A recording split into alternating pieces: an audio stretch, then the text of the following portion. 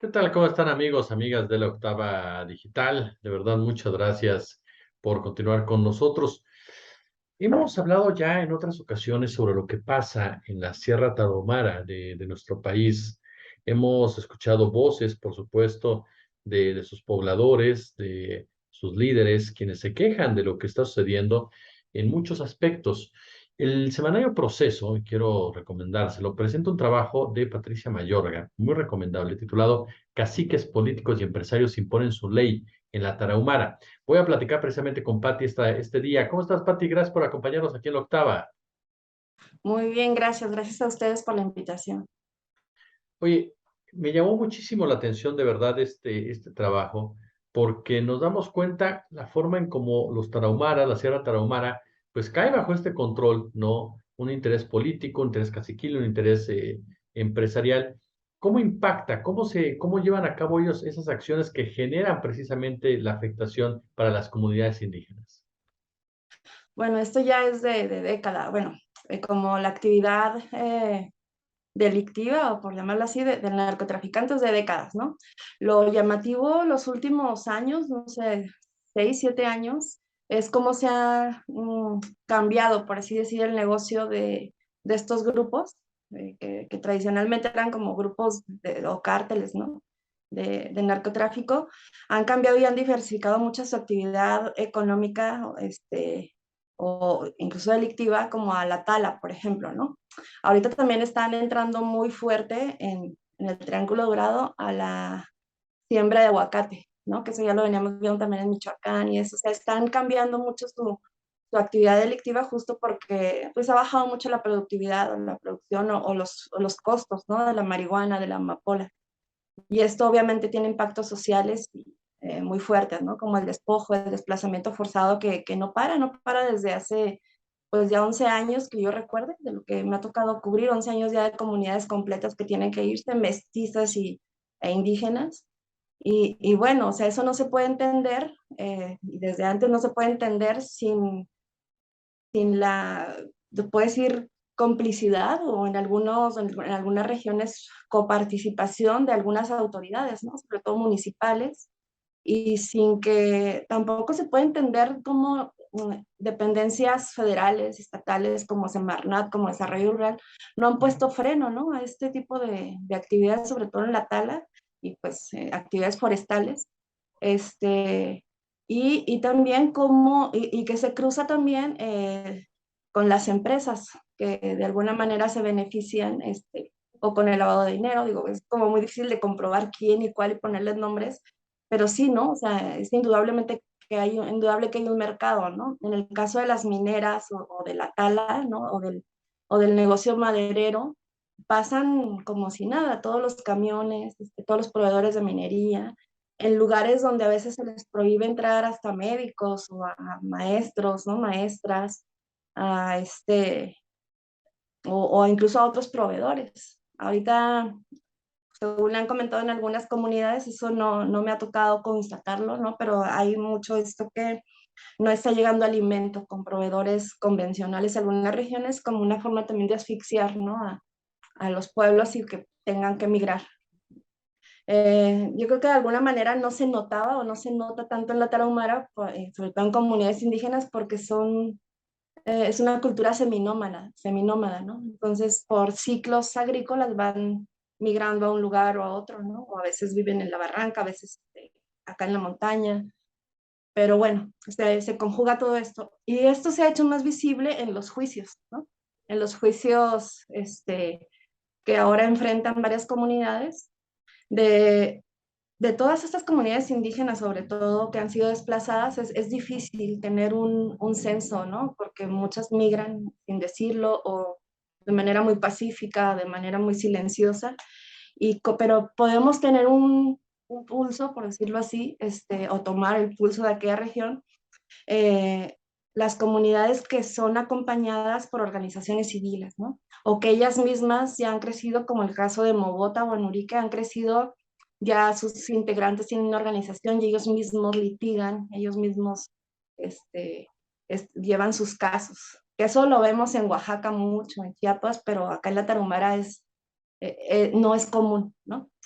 Entonces, con esto y pues ya nos hemos dado cuenta que hay comunidades o indígenas acusados penalmente por despojo por parte de empresarios, ¿no?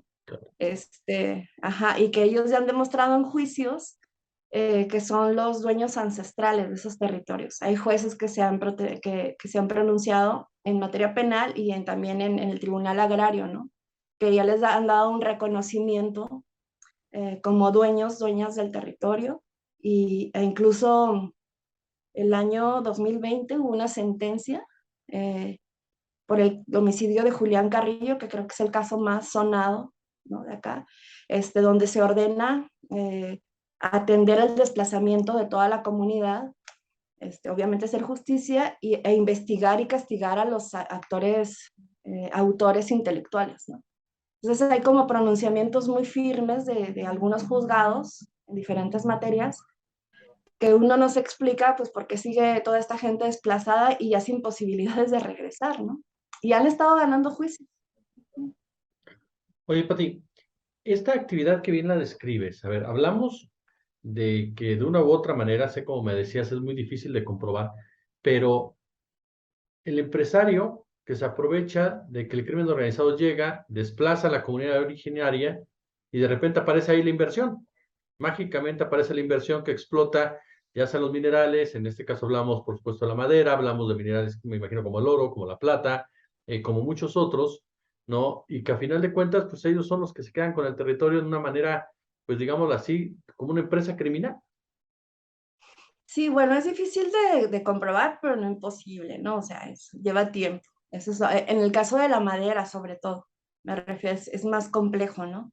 Pero, por ejemplo, Semarnat ya ha reconocido, la secretaria María Luisa Albores ha reconocido que hay lavado de dinero, ¿no? Sí. Y que sí es un foco rojo, Chihuahua. Y según hicieron una mesa con gobierno del estado y ellos y varias dependencias que no hemos logrado ubicar esa mesa y que nos digan si hay resultados porque todo sigue igual o peor cada vez. Eso por un lado, y por el otro, también otro cruce que se da como muy natural, ¿no?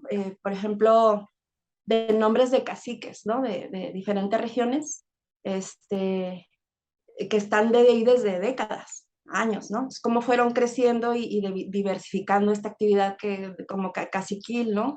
Como con el paso del tiempo, a raíz de que se declara la guerra contra el narco, también cambia la dinámica de estos personajes en la Tarahumara, por ejemplo, o sea, de que pues van haciendo más sociedad con un cártel, con otro, ¿no? Porque finalmente en medio está el territorio, el control por el territorio. Entonces, estos nombres de pronto aparecen en concesiones mineras, ¿no? Como socios en concesiones mineras. De pronto también con estos, como uno de sus socios, de pronto aparece también un nombre como dueños de alguna empresa maderera importante, ¿no? Que son de las que más compran madera de la Tarahumara. Y así vas cruzando, por eso digo que es como lento el proceso de irlo comprobando, pero ahí está. Y de pronto también este mismo círculo como empresarial, político, que siempre está ahí presente, pues aparece demandando a comunidades indígenas, ¿no? Como ya ha habido casos públicos donde se ha conocido que de pronto algún diputado del PRI, en sociedad con otros que también han sido priistas en Sonora y acá, están demandando a Mogótabo, está en el municipio de Urique, porque es una zona turística, ¿no? Y tienen como un mirador más bonito o más atractivo que las Barrancas del Cobre, que están muy cerca. Entonces es como muy atractivo para ellos. Están demandando estos políticos empresarios a la comunidad indígena, ¿no? Entonces como que vas viendo todo el cruce de cómo se mueven Claro. No, esta sociedad. y el negocio para todos, o sea, porque a final de cuentas aparecen estas demandas en contra de las comunidades, los jueces o las autoridades judiciales operan de una forma, los empresarios de otra, los caciques políticos de otra, pero a final de cuentas todos confluyen exactamente en lo mismo, se convierten en una élite que es realmente el crimen organizado. Es que eso es, yo creo que ahorita ya el término narcotráfico queda corto, ¿no? Así es. O sea, ya habría que darle otro nombre y claro, el análisis tiene que ser mucho más amplio y la investigación, obviamente, aunque lleve tiempo, pero hay que hacerla, ¿no? Es mucho más compleja, porque eso pues impacta en todo. O sea, y finalmente este mecanismo de terror, que es la violencia, ¿no? El miedo, pues tiene responsables, o sea, y no es como un monstruo sin cabeza que nos han vendido que como el crimen organizado, del narco y esto, o sea, no, hay cabezas muy claras, ¿no? Entonces sí, y yo creo que pues no hay que quitar el dedo del renglón porque es demasiado, demasiado dolor el que ha habido, pues no solo en la Tarahumara, ¿no? En todo el país y no solo en las sierras, ¿no? Sino en todos lados. ¿Cómo convive, digámoslo así, querida Pati, la Sierra Tarahumara, las comunidades originarias con esta situación? O sea, ¿qué salidas les dan? ¿No les dan ninguna? Ellos como tal, ¿cómo se enfrentan a esto?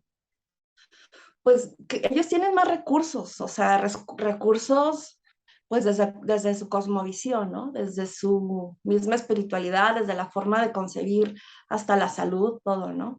Pero claro, o sea, es muy doloroso porque justo para ellos su entorno natural, no sé, el agua, las plantas medicinales, los centros ceremoniales, ese es su territorio, ¿no? No solo es su casita y su parcela, sino es todo, y eso para ellos es una herencia que Dios, ellos le llaman Onorúame, que les dio, ¿no? Y que los tiene encargados de todo esto. Entonces ellos tienen mucha claridad en por qué y cómo defender pues el bosque, el agua, cómo cuidarlo, ¿no?